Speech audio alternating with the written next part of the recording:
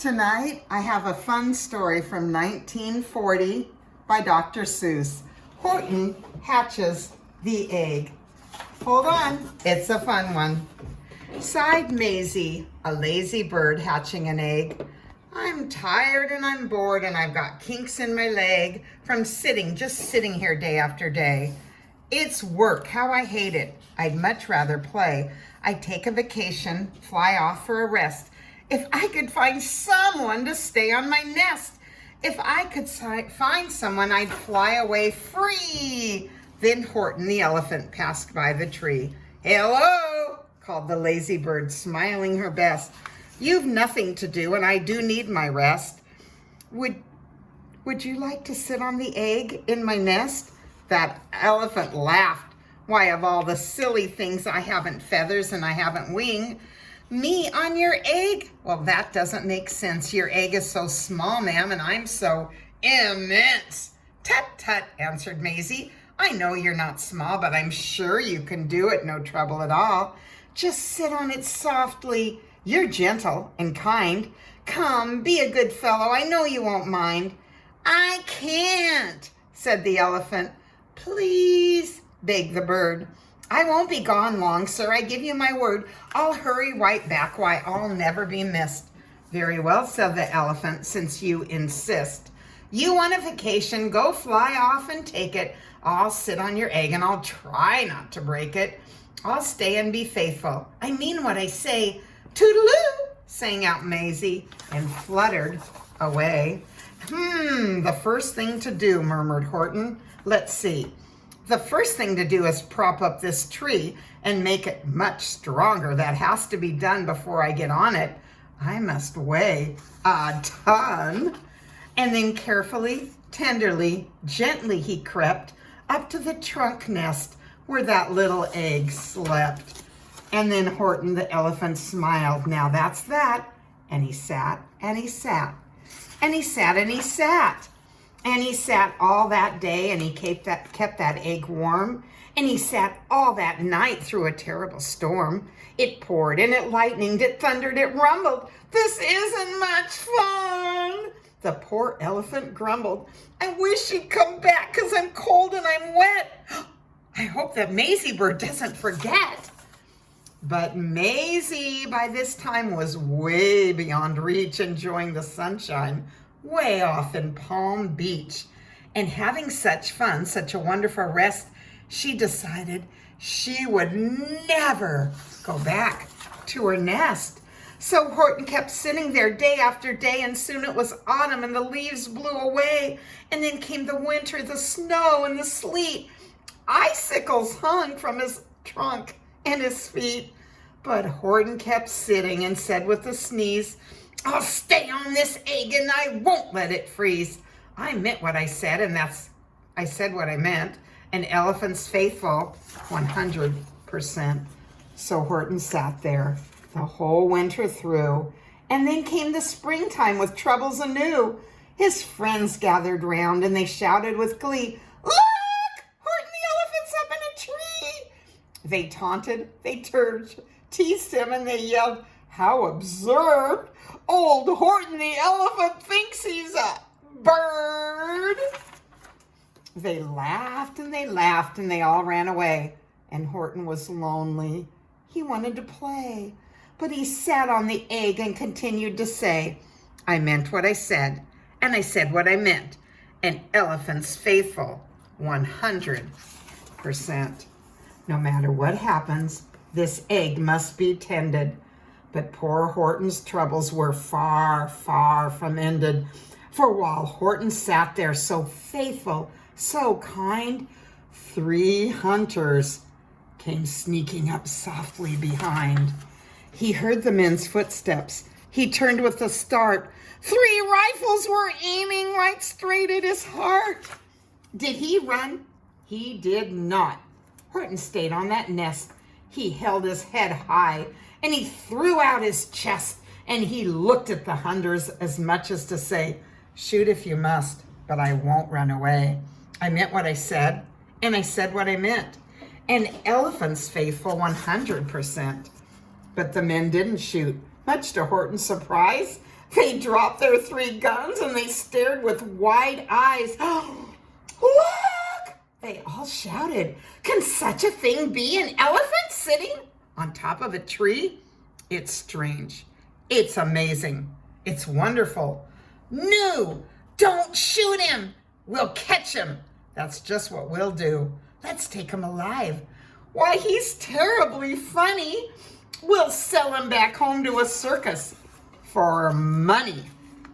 And the first thing they knew, they had built a big wagon and they put ropes on the front for the pullers to drag on.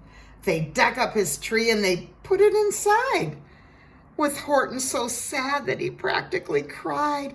We're off, the men shouted, and off they all went with Horton, unhappy 100%, up out of the jungle, up into the sky, up over the mountains and down to the sea, with the cart and the elephant, egg, nest, and tree, and then out of the wagon and onto a ship, out over the ocean. Oh, what a trip!